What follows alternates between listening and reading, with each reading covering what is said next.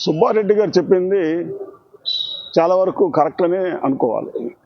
ఎందుకంటే బ్రిటిష్ వాళ్ళు మన దేశాన్ని పరిపాలించేటప్పుడు ఇంత ఈ మత మార్పిడిలు లేవు. బ్రిటిష్ వాళ్ళు పరిపాలించారు, బ్రిటిష్ వారిగా పరిపాలించారు, కానీ క్రిస్టియన్స్గా పరిపాలించలేదు. వాళ్ళు క్రిస్టియన్ మతాన్ని వాళ్ళు వెనకేసుకొని రాలేదు. ఇవాళ మన తెలుగు భాషను అభివృద్ధి చేసింది ఎవరు? బ్రిటిష్ వాళ్ళే. తెలుగు వాళ్ళకి సిపి బ్రౌన్ లేకపోతే ఇవాళ తెలుగు భాష లేదు. ఇప్పుడు ఏమైంది? ఉన్న తెలుగుని తీసేసి ఇంగ్లీష్ మాధ్యమం పెట్టి ఉన్న భాషను పాడు చేస్తున్నాం మన వాళ్ళని మనం నమ్ముకుంటే. కాబట్టి బ్రిటిష్ వాళ్ళ పరిపాలన మంచి దండంలో తప్పేం లేదు, ఎందుకంటే అతని అభిప్రాయం అది. బ్రిటిష్ వాళ్ళు క్రిస్టియన్స్గా పరిపాలించుంటే ఇవాళ మన దేశంలో సగం మంది క్రిస్టియన్సే ఉండేవారు. ఎందుకంటే బ్రిటిష్ వాళ్ళు పరిపాలించేది కేవలం ఒక 20,000 మంది మాత్రమే మన ఇండియాలో ఉండేవారు. మిగతా పోలీసులు, ఆఫీసర్స్, గుమస్తాలు వీళ్ళందరూ కూడా ఇండియన్సే. వాళ్ళ జీతాలు ఇచ్చే పెంచారు. అలాగే వాళ్ళందరికీ కూడా మీరు క్రిస్టియన్స్గా ఉంటే ఉద్యోగం అంటే మనందరూ కూడా క్రిస్టియన్స్ అయిపోయేవారు. వాళ్ళు ఏమాత్రం కూడా హిందుత్వానికి వాళ్ళు వ్యతిరేకంగా ఏం చేయలేదు. ఇప్పుడు మన హిందూ ప్రభుత్వాలు వచ్చాకే మన హిందుత్వానికి ఇబ్బందులు వచ్చాయి. ఉదాహరణకి పూర్వం మన ఆంధ్రప్రదేశ్లో క్రిస్టియన్స్ అనేవాళ్ళు చాలా రేరు, ఊరికి ఒకటి కూడా కనిపించేవాడు కాదు. ఇప్పుడు మండలాలే క్రిస్టియన్స్ అయిపోయినాయి. ఇవన్నీ కూడా మన పరిపాలనలోనే ఇప్పుడున్నటువంటి నాయకుల తాలూకా దయ వల్లనే క్రిస్టియానిటీ డెవలప్ అయింది. బ్రిటిష్ వాళ్ళు మాత్రం క్రిస్టియన్గా పరిపాలించలేదు. బ్రిటిష్ వారిగా పరిపాలించారు.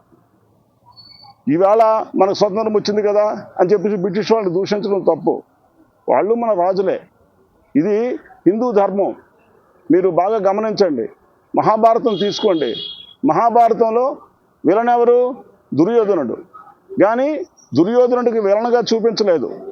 దుర్యోధనుడు రారాజు, ధర్మరాజు రారాజు కాదు.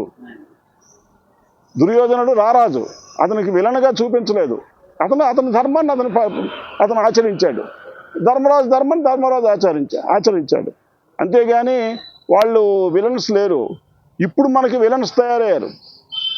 ఒకరు అవును అంటే ఇంకొకరు కాదని, ఒకరు వ్యతిరేకమని, రకరకాలైనటువంటి కొత్త మతాలు వస్తున్నాయి. ఓం శాంతి అని వచ్చారు, వాళ్ళు ఇంకో రకంగా హిందుత్వానికి మోసం చేశారు. ఇప్పుడు హరే కృష్ణ అని చెప్పేసి ఇస్కాన్ వాళ్ళు వచ్చారు. వీళ్ళు అన్నదానం అంటూ వీళ్ళు ఒక రకమైనటువంటి మనుషులకు వెనకేసుకొని వీళ్ళకు వర్గంగా తయారు చేస్తున్నారు.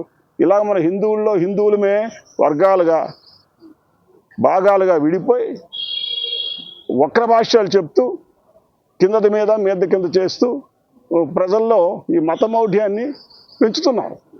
ఇది మంచి పని కాదు. మతం అనేది జీవించడానికి ఒక మార్గం, దాన్ని పాడు చేస్తున్నారు. అందుకే ఇవాళ అందరూ చాలామంది మత మార్పిడికి లోనవుతున్నారు. కాబట్టి బ్రిటిష్ వాళ్ళు ఎప్పుడు బ్రిటిష్ వాళ్ళుగా పరిపాలించారు తప్ప క్రిస్టియన్స్గా మన దేశాన్ని వాళ్ళు పరిపాలించలేదు. వాళ్ళు క్రిస్టియానిటీ ఎక్కడా రుద్దలేదు. ఏవో చిన్న ఉంటే ఉంటాయి, అంతేగాని పూర్తిగా ప్రభుత్వ పరంగా మన క్రిస్టియానిటీ వాళ్ళు చేయలేదు.